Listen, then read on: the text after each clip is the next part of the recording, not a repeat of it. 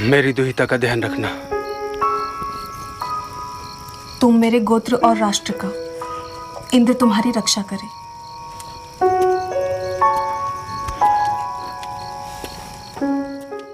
पूर्व वैदिक काल। हड़प्पा सभ्यता के पतन के पश्चात भारत में जो नवीन संस्कृति प्रकाश में आई, उसके विषय में हमें संपूर्ण जानकारी वेदों से मिलती है। इसलिए इस काल को वैदिक काल कहा जाता है। क्योंकि इस संस्कृति के प्रवर्तक आर्य लोग थे, इसलिए इसे आर्य सभ्यता भी कह देते हैं। आर्य शब्द का अर्थ है श्रेष्ठ या कुलीन। वैदिक काल को दो कालखंडों में विभाजित किया जाता है, ऋग्वैदिक काल या पूर्व वैदिक काल, और दूसरा है उत्तर वैदिक काल। इस वीडियो में हम पूर्व वैदिक काल के बारे में संपूर्ण जानकारी प्राप्त करते हैं। ऋग्वैदिक काल की जानकारी का एकमात्र स्रोत ऋग्वेद है। ऋग्वेद की रचना 1500 ईसा पूर्व से 1000 ईसा पूर्व के मध्य हुई मानी जाती है। इसमें 10 मंडल तथा 1028 सूक्त, 10,600 मंत्र हैं। इसके पहले व 10वें मंडल को बाद में जोड़ा गया। दूसरे से 7वें मंडल को वंश मंडल या परिवार मंडल कहा जाता है। तीसरे मंडल में गायत्री मंत्र का उल्लेख मिलता है। गायत्री मंत्र की रचना विश्वामित्र ने की थी। गायत्री मंत्र सूर्य को समर्पित है। आर्यों का मूल निवासी स्थान। आर्य किस प्रदेश के निवासी थे? उनका मूल निवास स्थान कहां था? भारत या भारत के बाहर? इन प्रश्नों को लेकर विद्वानों में मतभेद है। देशी मूल के पक्ष में तर्क। अनेक विद्वानों ने माना है कि आर्य भारत के ही मूल निवासी थे। संभवतः यहीं से वे विश्व के विभिन्न भागों में जाकर बस गए होंगे। जैसे पंडित गंगानाथ झा ने इन्हें ब्रह्म ऋषि देश का मूल निवासी माना है। DS त्रिवेदी ने इन्हें वर्तमान मुल्तान पाकिस्तान का निवासी माना है। तब इस प्रदेश को देवी का प्रदेश कहा जाता था। डॉक्टर SD कल्ला ने इन्हें कश्मीर का निवासी माना है। विदेशी मूल के पक्ष में तर्क। आर्य भारत के मूल निवासी नहीं थे, बल्कि बाहर से आकर बसे थे। इसके पक्ष में तर्क देने वाले विद्वान हैं स्वामी दयानंद सरस्वती।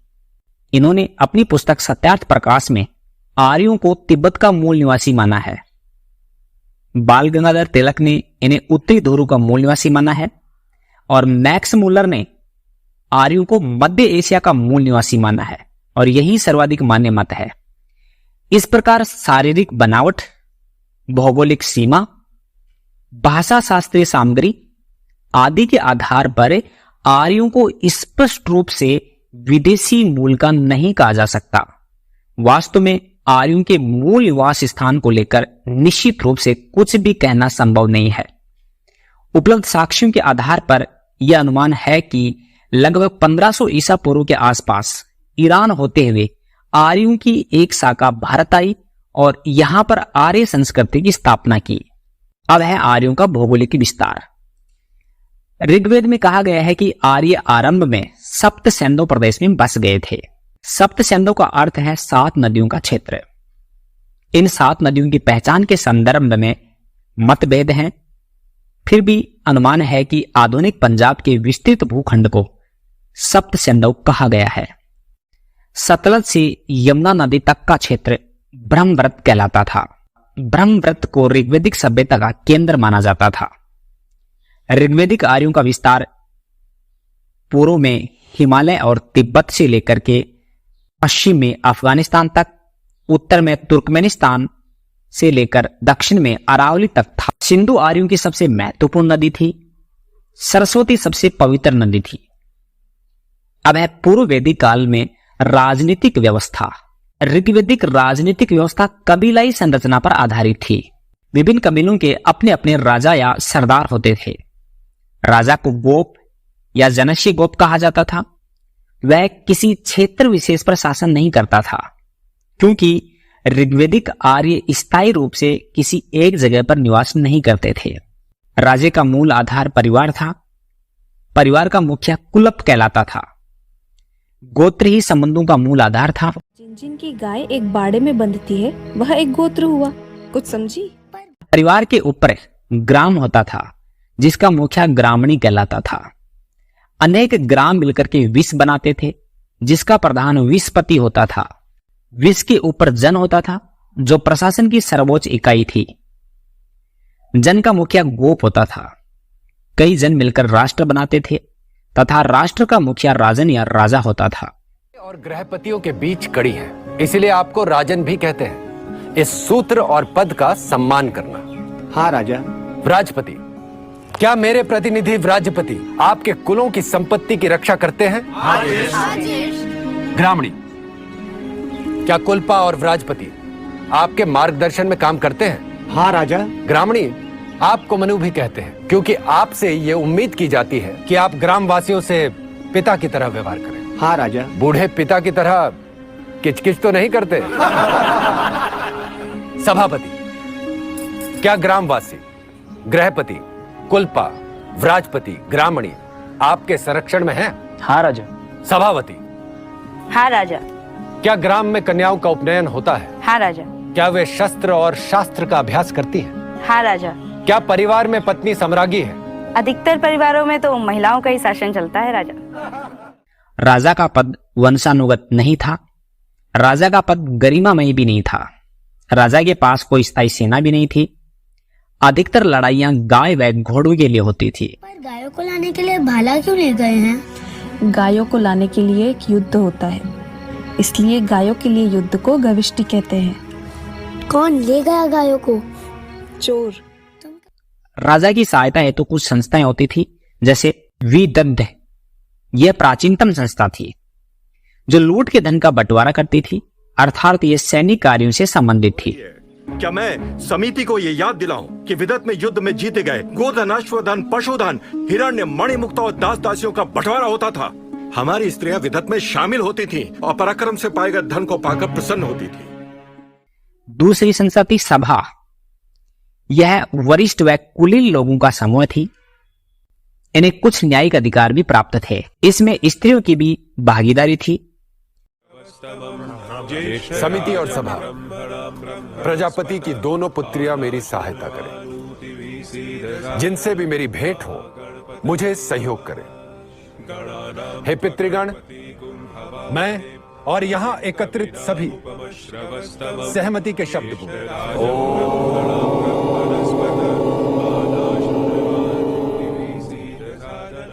स्वयं भासते राजते सा सभा। वह संघ जिसमें लोग आभा से भरे हों, वह सभा है। ऐसी सभा मुझे शुभकामना दे। सभा और समिति प्रजापति की दो पुत्रियां हैं और उन्हीं के द्वारा प्रजापति ने हमें एक शासन व्यवस्था दी जिसमें राजा भी प्रजा के अधीन है। यह व्यवस्था है गण, यानी गिनना, चुनना और गिनना।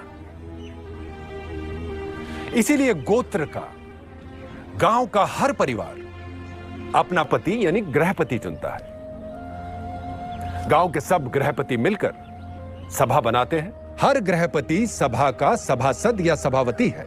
सभी सभासद और सभावती मिलकर सभापति का चुनाव करते हैं। ऐसी गांव के एक एक जन द्वारा चुनी गई सभा को जनता की आवाज कहा गया, क्योंकि वह जन जन के मत से बनती है और जन जन की अभिलाषा अभिव्यक्त करती है। यह सभा हमारी राष्ट्रीय न्याय पालिका है। सभा के लिए वेद में कहा है कि सभा वो है जो व्यक्ति पे लगे आरोप की दाग मिटा दे।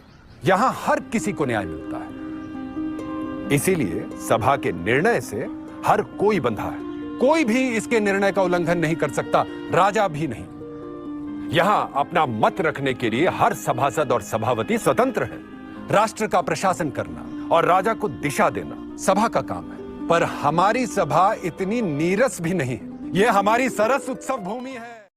सभा द्वारा राजा का निर्वाचन भी किया जाता था। इसमें राजनीतिक मुद्दों के अतिरिक्त सामाजिक, धार्मिक एवं आर्थिक प्रश्नों पर भी चर्चा होती थी। समिति ने आर्य बिहुल को नया राजा नियुक्त किया है। इसे राजा को पद से हटाने का अधिकार भी था। मैं इंद्र हूं, मैं ही धर्म हूं। मुझ पर किसी का शासन नहीं चलता। समिति और रत्न मेरे पीछे चलेंगे, मैं उनके पीछे नहीं। इसलिए मेरे प्रश्न का सीधा उत्तर दे। विश्वला कहाँ है? एक बात मैं भी स्पष्ट कर दूं ज्येष्ठ, धर्म पर किसी का शासन नहीं चलता, पर धर्म का शासन सब पर चलता है। अब ये समिति आपसे जानना चाहती है कि किसकी सलाह से आपने विशपला के ग्राम में सेना भेजी थी। क्या आपके रत्नीन ने अपनी ही प्रजा के विरुद्ध सेना भेजने की सलाह दी थी? मैं वह जरूरी नहीं समझता। क्या जेश ने पणियों से स्वर्ण कुसीत पर लिया था? क्या आपने समिति की सदस्य को घूस दी थी? आप मेरे विरुद्ध षड्यंत्र कर रहे हैं राष्ट्रगोप। मैं उन पणियों और समिति के उन सदस्य को आपके सामने प्रस्तुत करूं? स्त्री पर अत्याचार करने वाला, उनका अपमान और असम्मान करने वाला जन का गोप कभी नहीं हो सकता।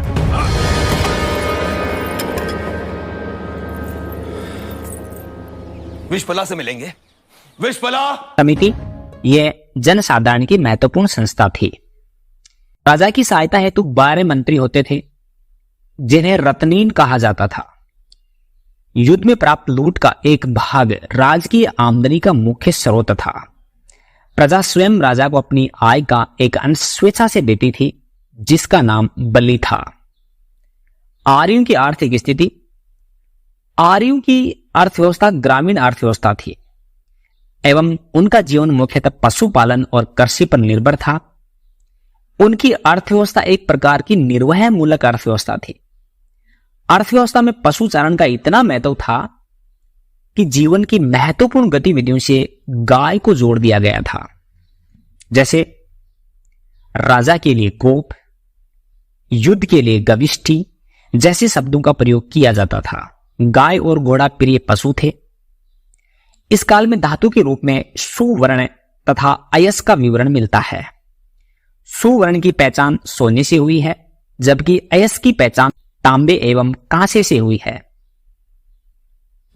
इस काल की अर्थव्यवस्था में व्यापार वाणिज्य की भी सीमित भूमिका थी। व्यापारियों के लिए पणि शब्द की चर्चा मिलती है। व्यापार वस्तु विनिमय प्रणाली द्वारा होता था। व्यापार में निष्क नामक सोने के आभूषण का प्रयोग होता था। निष्क गले में पहनने का आभूषण था। अभी तक अर्थव्यवस्था में मुद्रा प्रणाली का प्रयोग नहीं हुआ था। आर्यों की सामाजिक स्थिति, ऋग्वेदिक समाज में कबीलाई तत्व प्रबल थे। वेद के 10वें मंडल के पुरुष सूक्त में आदि पुरुष ब्रह्मा के मुख से ब्राह्मण, भुजाओं से क्षत्रिय, जंघों से वैश्य और पैरों से शूद्र नामक मनुष्य की उत्पत्ति का सिद्धांत दिया गया है। यह वर्ण व्यवस्था कर्म आधारित थी। ऋग्वेद में जाति प्रथा का उल्लेख नहीं मिलता है। ऋग्वेदिक समाज में पितृसत्तात्मक संयुक्त परिवार थे। साथ ही महिलाओं की स्थिति भी अच्छी थी। वे शिक्षा ग्रहण करती थी। उनका उपनयन संस्कार होता था। ऋग्वेद में प्राप्त जानकारी के अनुसार इस काल में कई विदुषी महिलाएं थी, जैसे घोषा, सिकता, अपाला, लोपामुद्रा। इन्होंने वेदों की ऋचाओं का लेखन भी किया था। महिलाएं पति के साथ यज्ञ में भाग लेती थी। साथ ही वे सभा की कार्यवाही में भी भाग लेती थी।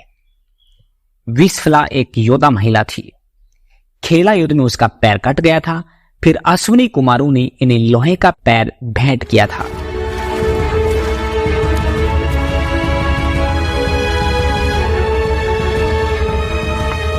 विशपला, आप हम सभी गविष्टि के लिए अपना नायक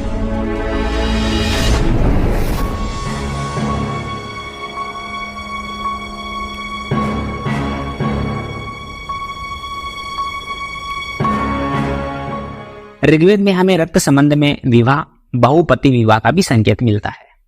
नियोग प्रथा, पति द्वारा संतान उत्पन्न न होने या पति की अकाल मृत्यु हो जाने पर स्त्री अपने देवर अथवा समगोत्री से गर्भाधान करा सकती थी। इसी प्रथा को नियोग प्रथा कहा गया है। बाल विवाह, प्रदा प्रथा, सती प्रथा जैसी बुराइयां नहीं थी। सोमरस का विशेष महत्व था। ऋग्वेद का 9वां मंडल सोम को समर्पित है। ऋग्वेदिक आर्य आमोद प्रमोद का जीवन व्यतीत करते थे। रथ दौड़, घुड़दौड़, पासा खेलना, जुआ आदि का प्रचलन था। अब है आर्यों की धार्मिक स्थिति। प्रकृति का दैवीकरण ऋग्वेदिक धर्म की पहली महत्वपूर्ण विशेषता थी। पितृसत्तात्मक परिवार होने के कारण यह स्वाभाविक ही है कि धर्म में भी पुरुष भाव की प्रधानता रही होगी। जीवन में युद्ध का अत्यधिक महत्व था। अतः स्वाभाविक है कि महत्वपूर्ण देवता के रूप में इंद्र स्थापित हो गए। इंद्र को वर्षा का देवता और युद्ध का देवता पुरंदर कहा गया। ऋग्वेद में इंद्र से संबंधित 250 सूक्तों का वर्णन है। इंद्र के बाद इस काल में महत्वपूर्ण देवता वरुण थे, जिन्हें ऋतस्य गोप यानी प्राकृतिक नियमों का रक्षक कहा गया है। ऋग्वेदिक आर्य योग एवं ध्यान करते थे, यज्ञ अनुष्ठान करते थे, जादू टोने टोटके में विश्वास करते थे। मूर्ति पूजा एवं मंदिरों का साक्ष्य नहीं मिलता है। इस काल के प्रमुख देवता थे अग्नि, पृथ्वी, सोम। अथर्ववेद में सोम चंद्रमा का ही नाम है। ऋग्वेद के अनुसार सोम अमर है, इसलिए देवताओं ने अमृतों के लिए इसका पान किया है। सोम इंद्र का सर्वाधिक प्रिय पेय है। ऋग्वेद के अनुसार औषधियों में सर्वश्रेष्ठ होने के कारण सोम वनस्पतियों का राजा है। सोम मुजवंत पर्वत से मिलता है। इसके अलावा बृहस्पति, इंद्र, मरुत, वायु, सूर्य, वरुण, विष्णु, घोष, उषा आदि प्रमुख देवता थे। थैंक यू, धन्यवाद।